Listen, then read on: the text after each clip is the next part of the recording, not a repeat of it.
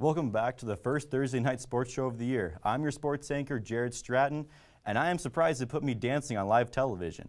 But that's not the only surprise for today. We also have surprises in basketball and football. So without further ado, let's get rolling right into it. The CSU men's basketball team hosted the Boise State Broncos on Tuesday night. The game started with CSU holding a lead, but Boise State quickly took over near the end of the first half. Boise State adjusted their defensive scheme to counter the Rams, which worked to perfection. They switched to zone defense, held Nico Carvacho in check, restricting their top scorer. Carvacho only shot for 50% on the night, and this became contagious to the entire offense. The Rams were missing three-pointers left and right, largely in part due to that zone defense. Boise State caught fire in the second half, especially from Justinian Jessup, the Colorado native. He played out of his mind during the second half, with almost everything dropping for him. In the final few seconds of the game, CSU was down by 4 with 0.7 seconds remaining after J.D. Page got fouled on the three-pointer. He made the first two, intentionally missed the second one with hopes of it being tipped back in for the tie. But Carvacho was able to get off his man and tip the ball towards the basket, but it just barely missed, giving CSU that loss. After that close loss, CSU will be traveling to Colorado Springs to play the Air Force Falcons this Saturday at 2 in the afternoon. The women's basketball team also took on the Boise State Broncos yesterday with a much different story. They lost by 13 points. Boise State was shooting with pinpoint accuracy the whole night, while CSU shooting woes continue to show. CSU shot 36% from the field and 23% from beyond the arc. The Rams still have a young team with lots of adjustments to make, but they are still with their leading scorer in Laura DeVos. She was shooting for 50% by getting open looks and scored 19 points. Beyond the arc, Molly Mounsey was still in her slump with her three-point shooting, missing 5 of her 7 three-point shots. The Rams will be looking for a much-needed bounce-back game this Saturday at home at 2 in the afternoon. Now, I know CSU's football season has been over for some time now, but this is prime time for NFL coaching hires. During this coaching carousel offseason, numerous college coaches are called up to the NFL for their success, and CSU is no exception. CSU has famously struggled with their football play, but the one bright spot has been their phenomenal wide receivers. This was almost entirely due to wide receiver coach Alvis Whitted.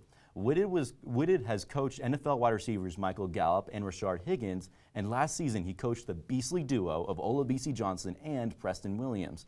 A few years ago, Matt LaFleur, the offensive coordinator of the Titans, loved Whitted's coaching style and philosophies. Fast forward to today, Matt LaFleur is a new head coach of the Green Bay Packers, and his fondness for Whitted never left. On Tuesday night, Alvis Whitted confirmed that he was leaving to coach for the Green Bay Packers. He's received calls in the past to move up to the NFL, but he called this one too good to pass up. And I mean, you can't really blame him. Working with the likes of Devontae Adams and Randall Cobb with an above-average NFL offense, all highlighted by Aaron Rodgers, I don't think anyone would pass this one up. Beyond all of this, I would keep an eye out for their backup Equanimeous St. Brown to make big strides towards becoming a starting caliber wide receiver, especially after a year sitting under some of the top receivers. But the biggest thing coming might be Olabisi Johnson to the Packers. Alvis Whitted loved Olabisi and his work ethic, so it would be no surprise to see him catching footballs with Aaron Rodgers soon.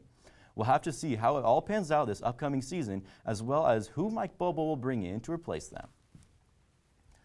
Now for the one and only 1 Minute Challenge. For those of you that don't know, the 1 Minute Challenge is where I fit in as much national sports news as I can in under 1 minute. Now let's get that timer started.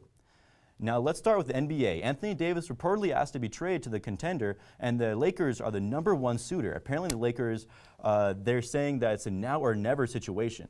The latest rumor package includes Lonzo, Kuzma, Ingram, and even a first-round pick. If he lands in LA with LeBron, look for Klay Thompson to eye the Lakers next season if he doesn't get a max contract from the Warriors. Speaking of trades, as of today, Kristaps Porzingis has been traded to the Dallas Mavericks that included 6 players. And here's where the conspiracies start. DeAndre Jordan was one of those players sent to the Knicks. And since he's good friends with Kevin Durant, people are saying the Knicks are looking to bring in KD for this next season.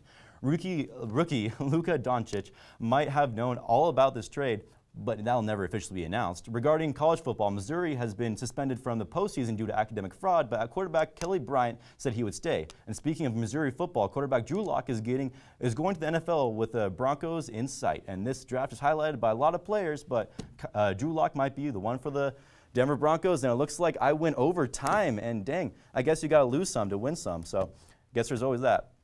Well, that's all the time I have for today, but make sure to check CTV Sports on Twitter to keep updated on everything going on over this weekend. But don't leave just yet, because Lauren's going to tell you all about the local pizza joint with one unique story.